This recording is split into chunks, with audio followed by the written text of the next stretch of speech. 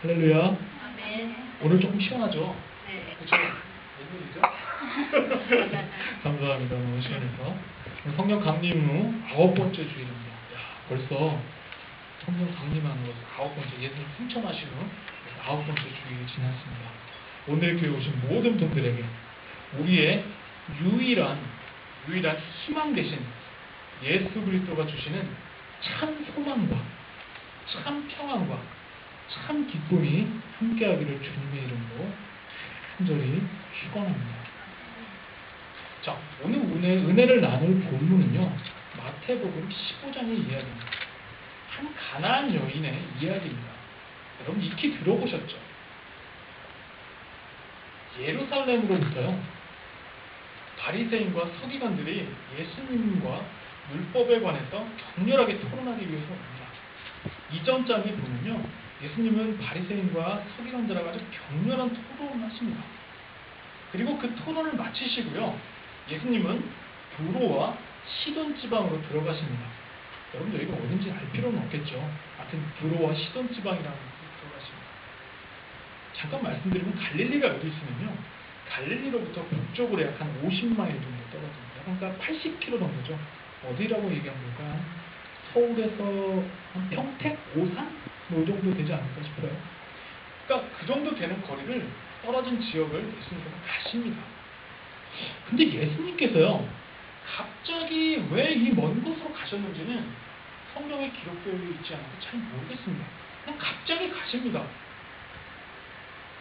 마가복음 7장 24절부터 30절에도요, 이 스로보니게 여인의 이야기가 나옵니다. 이 이야기가요, 오늘의 마태복음 15장의 이야기와 똑같은 이야기입니다. 스로보니게 여인이요, 바로 가나안 그 여인입니다. 그런데요, 이 마가복음에서 보면요, 예수님이 아무도 모르는 곳을 찾았다고 기록되어 있습니다. 이런 정황에 비춰볼 때 예수님께서는 분명히 혼자 계실 장소가 필요했던 것 같습니다. 아무도 모르는 혼자 계신 장소가 필요했던 것 같습니다. 지금 바리새인과 서기관들과 논쟁, 계속 격렬한 논쟁하셨죠? 너무 피곤하셨을 거예요. 그리고 그들이 계속해서 위협을 줍니다. 아, 넌 널 죽일 거야, 이런 위협을 줍니다. 이런 논쟁과 위협으로부터요, 예수님은 조금씩 자유롭고 싶으셨던 것 같습니다. 바리새인과 서기관들은요, 이방인들의 땅에 발을 들여놓는 것을 굉장히 부정한 것으로 생각합니다. 그렇기 때문에 그들을 피해서 그들이 오지 않는 이방 땅으로 가셨을 수도 있습니다. 어디까지 추측입니다. 또한 많은 기적과 병고침으로 인해서 예수님이 가는 곳마다 굉장히 많은 사람들이 몰려듭니다. 이렇게 몰려드는 사람들이 둘러싸이는 것을 피하고 싶어서 예수님을 잘 모르는 이방 땅으로 가셨을 수도 있습니다. 이미 갈릴리와 예루살렘은 모르는 사람이 없었기 때문에 그곳에서 멀리 떨어진 이방 땅으로 가셨을 수도 있습니다. 혹은요, 16장에 보면 자신의 죽음과 부활을 처음으로 제자들에게 얘기를 합니다. 자신이 죽을 걸 얘기합니다. 그리고 부활할 것을 얘기합니다. 이렇게 이런 것들을 이야기하는 것을 보아서요, 예수님께서 아마도 마지막 때를, 앞으로 오를 그 마지막 때를 준비하기 위해서 혼자 있을 장소가 필요했을 수도 있습니다. 여러 가지 이유가 있을 수 있지만 제가 앞서 말씀드린 대로 성경에서는 예수님이 왜 그곳에 가셨는지에 대해 정확하게 기록이 없습니다. 그저 우리는 추측할 뿐입니다. 그런데요, 이곳 이방 땅에서조차 한 여인이 예수님을 알아보면서 소리치면서 달려옵니다. 다윗의 자손 예수여! 다윗의 자손 예수여! 저를 불쌍히 여겨주시옵소서. Have mercy on me, Lord. 지금 제 딸이요, 굉장히 귀신에 들려서 몹시 괴로워하고 있습니다. 제발 좀 고쳐주십시오. 라고 울부짖으면서 예수님께 달려오고 있었습니다. 근데 굉장히 이상한 건요, 예수님이 평소와는 굉장히 다르게 행동하십니다. 우리가 기존에 알고 있는 예수님과는 다르게 행동하십니다. 예수님은요, 병들고 귀신 들린 그러한 사람들이 올 때마다 즉시 그 자리에서 고쳐주셨습니다. 굉장히 그런 것이 성경에 많이 나타나 있는데 근데 이상하게도요, 이 여인이 울부짖음에 대해서는 아무런 반응을 보이지 않으신 것 같습니다. 그래서 제자들이 와서 이렇게 얘기합니다. 아, 예수님, 진짜 뒤에서 어떤 여자가 성가시게 소리 지르면서 따라옵니다. 아, 너무 귀찮아 죽겠습니다. 성가셔 죽겠습니다. 빨리 그녀가 원하는 거 들어주고 그냥 보내버리십시오. 하지만 이러한 제자들의 요구조차도 예수님은 거절하시면서 말씀하십니다. 야, 제자들아, 나는 이스라엘의 잃어버린 양을 대하는 것만으로도 너무너무 바빠. 그 말을 들은 그 여인은요, 예수님께로 굉장히 다시 다가옵니다. 그 말을 듣고도 예수님께서 다시 다가와서 무릎 꿇고 절하면서 간절히 도와달라고 예수님께 외칩니다. 간절히 도와달라고 합니다. 그러나 이번에는요, 이렇게 무릎 꿇고 절하면서까지 도와달라고 했는데 이번에도 예수님이 아주 굉장히 이상한 말씀을 하십니다. 무슨 말씀하십니까? 그 여자와 딸을 뭘로? 개로 취급하는 아주 모욕적인 말씀을 하십니다. 여러분 어떠십니까? 제가 여러분 멍멍이로 한번 취급했다고 생각해 보십시오. 아마 이 자리에서 일어나셔서 저를 때리고 나가실 것입니다. 남자 성도라면 정말 저하고 한번 싸우실 것입니다. 그렇죠? 이런 모욕적인 말을 들으면요, 10명 중에 11명은 12명은요 모두 욕을 합니다. 아마 예수님하고 싸웠을 수도 있습니다. 하지만 근데 이 여인은요, 예수님의 말에 재빨리 이렇게 대답합니다. 옳습니다, 주님. 옳습니다, 주님. 하지만요, 구걸하는 그 개들도요, 주인의 상에서 떨어지는 부스러기를 먹습니다. 이에 예수님이 뭐라고 대답하시냐면, 네 믿음이 정말 크다. 여인아, 네 믿음이 정말로 크다. 네 소원대로 네 딸이 나았다라고 하시면서 여인을 칭찬하십니다. 이상하시죠? 개라고 모욕적인 얘기하시고 계속 무시하고 계시다가 갑자기 옳습니다. 저는 떨어지는 부스러기라도 먹겠습니다. 이런 말씀을 듣고 예수님께서 믿음이 크다고 칭찬하고 계십니다. 이것이 오늘 본문의 이야기입니다. 근데 굉장히 한 가지 이상한 점이 여러분들 발견하실 수 있었을 겁니다. 왜 예수님께서는요, 다른 사람들의 부르짖음에는 즉각적으로 응답을 하셨는데 이 여인의 울부짖음은 무시하고 계신 것일까요? 이런 생각 안 드십니까? 이런 생각 드셔야 됩니다. 또 왜 이 여인과 딸을요, 다른 것도 아닌 개로, 멍멍이로 취급하는 모욕적인 말씀을 하신 것일까요? 참 저는 이 설교를 듣면서 굉장히 궁금했습니다. 하지만 이곳에서도 예수님께서는 놀라운 기회가 섭리가 있습니다. 자, 24절을 보면요, 예수님께서는 이렇게 말씀하십니다. 이스라엘의 집에 잃어버린 양 위에는 다른 데로 내가 보내심을 받지 아니하셨다라고 말씀하셨습니다.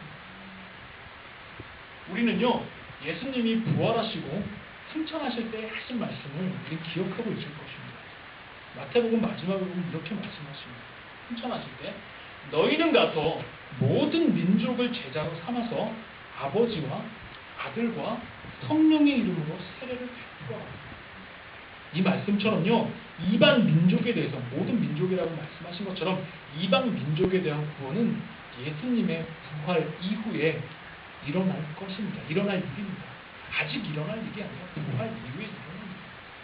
아직 그때가 이르지 않았기 때문에 예수님께서는 이 여인의 울부짖음에 그냥 지나칠 수밖에 없었던 것입니다. 하지만 그녀의 계속된 울부짖음, 딸에 대한 헌신, 딸에 대한 사랑은 예수님의 마음을 감동시키길 충분했습니다. 하지만 예수님에게는요, 아직까지는 이스라엘 민족을 구원하는 게 우선순위입니다. 왜냐하면 그것이 이스라엘 민족과 하나님과의 약속이었기 때문입니다. 그래서 예수님은 그녀에게 자녀들의, 즉 자녀들, 이스라엘 민족이죠. 이스라엘 민족의 입에서 그 빵을 너희와 같은 이방인들, 개들이죠. 개들에게 던져줄 수 없다. 나의 죽음과 부활로 인해서 구원의 때가 속히 올 거니까 너 이방 사람들은 그때까지 조금 기다려라 라고 말씀하고 계신 것입니다. 그래서 무시하고 계신 것입니다. 이 말씀을 하시는 예수님의 표정과 목소리를 한번 상상해 보십시오. 지금 잘못 읽으면요, 이거는 굉장히 이 여자가 꾸짖고 있는 것입니다. 삐삐삐삐 이 멍멍이 같은 뭐 이러면서 굉장히 꾸짖고 계신 얘기를 들을 수 있습니다. 하지만 아닙니다. 이 이야기는요, 예수님께서 그녀의 헌신과 그녀의 사랑과 그녀의 열정에 아주 감동해서요, 아주 따뜻한 미소와 음성으로 말씀하고 계신 것입니다. 비록 말에 개가 들어갔지만 굉장히 따뜻하고 부드러운 음성으로 말씀하시고 계신 것입니다. 그렇다면 왜 예수님께서는요, 이 여인을 괴로 취급하면서 아주 모욕적인 말씀을 하신 것일까요? 예수께서 여기서 말한 개와 7장에서 바리새인과 서기관들을 향해 말하는 개와는 분명한 차이가 있습니다. 개라고 해서 다 같은 게 아니죠. 그렇죠? 바리새인과 서기관들을 빗대어 말한 개는 진짜 말 그대로 모욕적인 욕에 해당합니다. 우리가 여러분들 그렇지 않겠죠? 흔히하라고 하는 그런 거 똑같은 말입니다. 우리나라 사람들이 흔히 하는 바로 진짜 그런 욕과 같은 그건 바로 말입니다. 그게 7장에서 바리새인과 서기관들에게 하신 개입니다. 하지만요, 여기서 말하는 개는요, 그런 개와는 다릅니다. 지방에서 기르는 애완견과 같은 것입니다. 좀 뭐 강단에서 제가 여기 서서 이런 말 하는 건 그렇지만 한번 용서하고 들으십시오. 용서하고 잘 들으십시오. 어머, 정말 개같이 생겼네. 이렇게 말하는 거하고, 어머, 정말 강아지같이 생겼네. 분명한 차이가 있지 않습니까? 여러분에게 누가 와가지고, 어머, 정말 강아지같이 생겼어요 라고 말하는 거하고, 어머, 정말 어떤 사람이 나한테 와가지고, 어머, 정말 진짜 개같이 생기셨어요 하는 거랑 분명한 차이가 있지 않겠습니까? 첫 번째 거는요, 분명히 욕같이 들립니다. 누가 나한테 와서 어머, 정말 개같이 생겼어요 그럼 저는 싸웁니다. 하지만 두 번째로 어떤 사람이 여러분에게 어머, 정말 강아지같이 귀엽게 생겼어요 그럼 여러분 어떻겠습니까? 칭찬과 같이 기분이 좋아지시겠죠. 예수님께서 말씀하신 그 개의 의미가요, 바로 두 번째 의미 같은 겁니다. 강아지와 같은 애완견으로 말씀하신 겁니다. 이러한 예수님의 의도를 알아차린 여인은요, 즉시 대답을 합니다. 아, 예수님께서 나를 욕하시고 계신 게 아니구나. 집에 사랑하는 애완견과 같이 그런 개를 말씀하시는 거구나. 그래서 이렇게 대답합니다. 예수님, 그 애완견도요, 주인이 주시는 부스러기를 먹습니다. 예수님께서 주시는 그 구원의 부스러기라도 먹고 구원받겠다고 하는 이 여인의 고백에요, 예수님은 더 큰 감동을 받고 그녀의 믿음의 큼에 칭찬을 해주시고 계신 것입니다. 그리고 이러한 그녀의 믿음이요, 그녀의 딸 역시 구원의 길로 인도할 수 있는 것입니다. 여러분, 바로 이것이 오늘 본문의 내용입니다. 욕하고 질책하시는 것이 아닙니다. 따뜻하게 그 여인을 대답해 주신 것입니다. 오늘 본문의 이야기는요, 우리에게 예수님의 위대한 치유 능력, 야, 봐라, 네 딸 고쳐졌다, 이 능력을 이야기하는 것은 아닙니다. 제가 수요일날 여러분에게 설교드린 것처럼 예수님의 초능력에 관해서 이야기하는 것이 아닙니다. 여러분 생각해 보십시오. 한 여인에게 딸이 있습니다. 저도 딸이 있지만 그녀가 가장 사랑하는 딸이 귀신 들려서 괴로워하고 있습니다. 여러분의 형제 중에 한 명이 귀신 들려 괴로워하고 있다고 생각해 보십시오. 얼마나 괴롭겠습니까? 아마도 이 여인은요, 온갖 방법을 다 썼을 겁니다. 만약 우리나라와 같다면 진짜 무당이라도 불러서 귀시라도 했을 겁니다. 믿지 않는 사람들. 좋다는 약과 좋다는 의사들을 불러 굉장히 치료하려고 노력했을 겁니다. 자기의 온 재산을 들여서 치료하려고 노력했을 겁니다. 하지만 아무 소용이 없었습니다. 아무 소용이 없었습니다. 이때 이 여인은요, 다윗의 자손이라는 한 유대인 남자가 병을 고치고 귀신을 쫓아낸다는 신비한 능력을 가지고 있다는 이야기를 아주 멀리 소문으로부터 듣습니다. 그리고 그 소문을 듣자마자 이 남자만이 자신의 딸을 고칠 수 있다고 막연하게 믿기 시작합니다.